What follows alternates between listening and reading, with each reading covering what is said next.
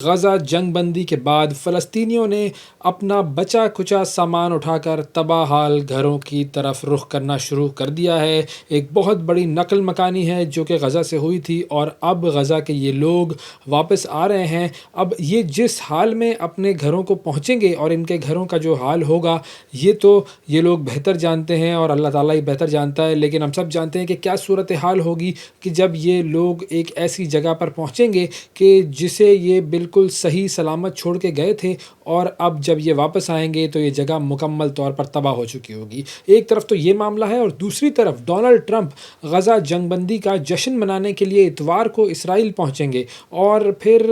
ایک اور چیز جو سامنے آئی ہے وہ ہے کہ حماس سے جنگ بندی کے کچھ ہی دیر کے بعد اسرائیل کا لبنان پر فضائی حملہ ہوا ہے۔ یہ پورا جو معاملات ہیں اس پر آئیے دیکھتے ہیں ایک رپورٹ۔ غزہ جنگ بندی معاہدہ نافذ العمل ہونے کے بعد فلسطینیوں نے بچا کچا سامان اٹھا کر اپنے تباہ حال گھروں کا رخ کر لیا۔ مرکزی غزہ میں واقع نصیرات کیمپ میں عارضی رہائش اختیار کرنے والے خاندان بھی شمالی غزہ کی جانب روانہ ہو رہے ہیں، لیکن وہ اب بھی یتساریم کوریڈور کے علاقوں میں داخل ہونے کے منتظر ہیں۔ بے گھر خاندان اپنے علاقوں میں واپس جانے کے لیے اس وقت تک انتظار کریں گے جب تک آخری اسرائیلی ٹینک علاقے سے نکل نہ جائے۔ آج صبح سے اسرائیلی ڈرونز، لڑاکا طیاروں اور جنگی بحری جہازوں کی سرگرمیاں معمول سے زیادہ دکھائی دیں، جس کے بعد واپس جانے والے خاندانوں پر متعدد حملوں کی اطلاعات بھی سامنے آئی ہیں۔ غزہ میں جنگ بندی تو ہو گئی ہے، مگر اسرائیل مشرق وسطیٰ کے دیگر ملکوں پر حملوں سے باز نہ آیا۔ جنگ بندی کے کچھ ہی دیر بعد اسرائیل نے لبنان پر فضائی حملہ کر دیا۔ رپورٹس کے مطابق اسرائیلی فوج نے حزب اللہ کے مبینہ انفراسٹرکچر پر حملہ کیا۔ حملے میں ایک شخص ہلاک اور کئی زخمی ہو گئے۔ لبنانی صدر جوزف اون نے اسرائیل کی جانب سے رات کے وقت سویلین تنصیبات پر حملوں کی مذمت کی ہے۔ انہوں نے کہا کہ ایک بار پھر جنوبی لبنان بلا جواز اسرائیلی جارحیت کا نشانہ بنا ہے،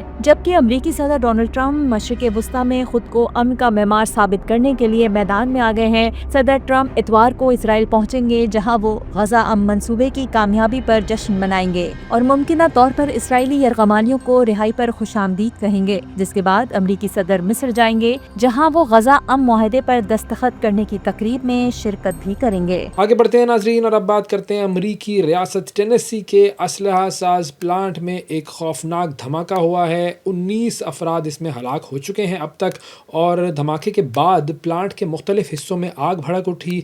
جس کے باعث جو امدادی کارروائیاں ہیں وہ کافی زیادہ متاثر ہوئی تھی، اور عینی شاہدین کے مطابق دھماکوں کی آوازیں دور دور تک سنی گئی تھیں، جبکہ مسلسل ہونے والے جو ثانوی دھماکے تھے انہوں نے ریسکیو ٹیموں کو پلانٹ کے اندر داخل ہونے سے کافی دیر تک روکے رکھا تھا، اور فائر بریگیڈز اور ایمرجنسی جو ٹیمیں ہیں آگ پر انہوں نے قابو پانے میں بڑا وقت لگایا، پھنسے ہوئے افراد کو نکالنے کے لیے کافی انہوں نے وقت لگایا۔ علاقہ جو تھا اس کو مکمل طور پر سیل کر دیا گیا تھا، شہریوں کو وہاں سے دور رہنے کی ہدایت کی گئی تھی، اور بیسکلی یہ جو دھماکہ تھا یہ مقامی وقت کے مطابق صبح کو 8 بجے کے قریب جو ایک ایکوریٹ انرجیٹک سسٹمز نامی یہ ایک پلانٹ ہے اس میں پیش آیا تھا، جو کہ فوجی، فضائی اور تجارتی مقاصد کے لیے بارودی مواد تیار کرتا ہے، اور یہ واقعہ اس وقت پیش آیا تھا کہ جب پلانٹ میں شفٹ کی تبدیلی ہو رہی تھی، تو اسی لیے جو فیکٹری میں کام کرنے والوں کی جو درست تعداد ہے اس کا اندازہ لگانا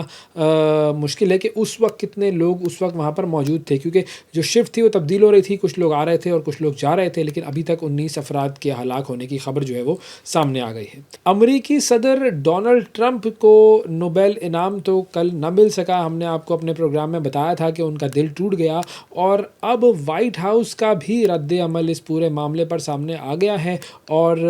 ترجمان وائٹ ہاؤس جو ہیں اسٹیون چوینگ، انہوں نے اپنے بیان میں کہا ہے کہ نوبل کمیٹی نے یہ بات ثابت کر دی ہے کہ وہ سیاست کو امن پر ترجیح دیتے ہیں، اور اسٹیون نے یہ کہا کہ صدر ٹرمپ جو ہیں وہ امن معاہدے کرتے رہیں گے، امن کے معاہدے انہوں نے کئی کیے ہیں،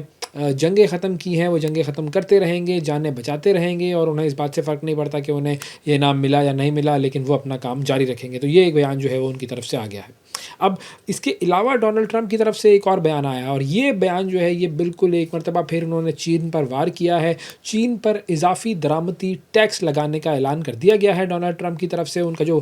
سوشل میڈیا پلیٹ فارم ہے ٹروتھ سوشل، اس پر انہوں نے اعلان کیا کہ چین پر 100% ایک نیا ٹیرف عائد کیا جائے گا، اور ٹرمپ نے یہ لکھا کہ امریکہ نومبر سے چینی درآمدات پر اضافی 100% ٹیرف عائد کر دے گا اور امریکی مصنوعات کے تحفظ کے لیے سخت تجارتی اقدامات کیے جائیں گے۔ اچھا، اگر ہم چینی مصنوعات کی بات کریں تو چینی مصنوعات پر پہلے ہی امریکہ کی جانب سے 30% ٹیرف عائد ہے۔ اب نئے درآمدی ٹیکس کے اعلان کے بعد جو عالمی مارکیٹیں ہیں ان میں جو ہے وہ اس چیز کا کافی نیگیٹو ریاکشن ہوا، عالمی جو اسٹاک مارکیٹس تھیں وہ گر گئیں، اور اس کے علاوہ امریکی صدر نے ایک اور اشارہ وہ بھی دیا کہ ممکنہ طور پر چینی صدر شی جن پنگ سے ان کا جو ہے وہ ایپیک کے اجلاس میں ملاقات ہونی تھی، اب انہوں نے کہا ہے کہ وہ ممکنہ طور پر اس اجلاس میں ان سے نہیں ملیں گے، یہ اس مہینے اجلاس جو ہے وہ جنوبی کوریا میں ہونا تھا۔ آگے بڑھتے ہیں جی، اور آپ کو لے کر چلتے ہیں اٹلی کی طرف، جہاں پر اٹلی کی جو حکمران جماعت ہے بردرز آف اٹلی، اس نے ملک بھر میں عوامی مقامات پر مسلم خواتین کے برقعے اور نقاب کے استعمال پر پابندی عائد کرنے کے لیے ایک نیا بل پیش کرنے کا اعلان کیا ہے، اور حکمران جماعت کا کہنا یہ ہے کہ یہ اقدام مبینہ جو اسلامی علیحدگی پسندی ہے اس کے خلاف ہے، جو اسلامک ایک سیپریٹزم ان کے معاشرے میں وہ کہتے ہیں کہ پھیل رہا ہے، اور جبکہ جو کرٹکس ہیں وہ یہ کہتے ہیں کہ آپ مذہبی آزادی پر حملہ کر رہے ہیں۔ اب یہ ظاہر ہے دونوں رائے سامنے آتی ہیں۔ پارٹی کے جو رکن پارلیمنٹ ہیں، ایک پارٹی کے آندریا ڈیل ماسٹرو، انہوں نے اپنے بیان میں یہ کہا ہے کہ مذہبی آزادی بڑی ٹھیک چیز ہے، مقدس چیز ہے، لیکن اسے کھلے عام اور اٹلی کے آئین کے مطابق استعمال کیا جانا چاہیے۔ اگر یہ بل منظور ہو جاتا ہے تو پھر اب اس سے ہوگا کیا؟ عوامی مقامات جیسے کہ دکانیں، اسکول، دفتر، سرکاری اداروں میں یہاں پر برقع اور نقاب پہننا منع ہوگا، اور اس کی اگر خلاف ورزی کی جائے گی تو اس کی صورت میں 300 سے لے کر 3000 یورو تک کے جرمانے بھی تجویز کیے گئے ہیں۔ اچھا، اس کے علاوہ بل میں صرف پردے پر نہیں بلکہ جو مساجد کی فنڈنگ ہے، پھر جبری شادیوں کے جو معاملات ہوتے ہیں، اور جو غیر ملکی مذہبی فنڈز ہیں ان کی شفافیت جیسے امور بھی شامل ہیں۔ اور اصل میں یہ جو بل ہے یہ وزیر اعظم جو ہے اٹلی کی، جارجیا میلونی، ان کی دائیں بازو کی جو حکومت ہے اس کا ایک بہت بڑا ایجنڈا ہے، اور اس ایجنڈے کو وہ کہتے ہیں کہ قومی اتحاد اور سیکیورٹی کا یہ ایجنڈا ہے۔ تو اس کے ایجنڈے سے مطابقت رکھتا ہوا یہ بل ہے، اور اگر اٹلی میں یہ برقع اور نقاب پر پابندی عائد ہوئی تو یہ کوئی یورپ کا پہلا ملک نہیں ہوگا کہ جہاں پر یہ پابندی عائد ہوئی ہے۔ اس سے قبل متعدد ممالک ایسے ہیں جہاں پر یہ پابندی لگ چکی ہے، فرانس ہے، بیلجیم ہے، نیدرلینڈ، سوئٹزرلینڈ، آسٹریا، پھر ڈنمارک ہے، جرمنی ہے، جہاں پر برقع اور نقاب جو ہے اس پر کہیں مکمل طور پر پابندی عائد ہے، کہیں جزوی طور پر پابندی عائد ہے۔ تو یہ ہے جی معاملہ اٹلی کا۔ اب آپ کو لے کر چلتے ہیں ناظرین ہم فرانس کی طرف۔ فرانس میں ایک بڑا عجیب و غریب معاملہ چل رہا ہے۔ فرانس میں کوئی بھی وزیر اعظم نہیں ٹک پا رہا ہے، اور اب فرانس کے وزیر اعظم نے ریزائن کیا۔ 27 دن بعد ان کو وزیر اعظم وہ بنے، اور 27 دن کے بعد ہی انہوں نے ریزائن کر دیا، اور ایک بڑا ایک پولیٹیکل کیوس ایک طریقے سے اس وقت جو ہے وہ فرانس میں دیکھا جا رہا ہے۔ اور مزے کی بات یہ ہے کہ جو پریزیڈنٹ ہیں میکرون، انہوں نے دوبارہ سے استعفے کے بعد انہوں نے دوبارہ سے وزیر اعظم نامزد کر دیا ہے سیباسٹین لیکارنو کو۔ تو انہیں پہلے وزیر اعظم بنایا گیا، 27 دن کے بعد انہوں نے استعفیٰ دیا، اور اب دوبارہ سے انہیں وزیر اعظم نامزد کر دیا گیا ہے۔